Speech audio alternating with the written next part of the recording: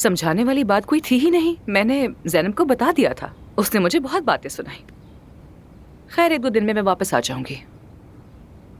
नूर ने भी मुझे कुछ नहीं बताया। हैरत है। खैर एलिफ, हमने फैसला किया है कि हम इन मौज़ूआत से दूर रहेंगे। हम अब जल्दी यहाँ से जा रहे हैं। कहाँ? मेरे वालिदैन का कुशादासी में एक घर है, हम वहाँ शिफ्ट हो रहे हैं। किस लिए? क्या खेती बाड़ी करने के लिए? सुकून के लिए। अहमकाना बातें मत करो यार। तुम मुझे पागल कहते हो और तुम मुझसे ज्यादा पागल हो। क्या ये नूर का आइडिया था?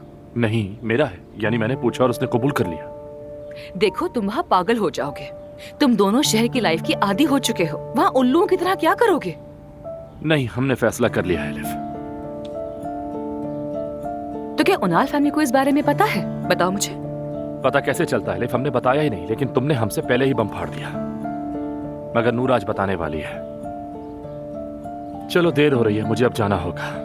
तुम यहाँ किसी चीज को हाथ न लगाना, मैं कल आकर यहाँ सब कुछ ठीक कर दूंगा। अच्छा ठीक है, शुक्रिया। चलो फिर मिलते हैं। Bye bye.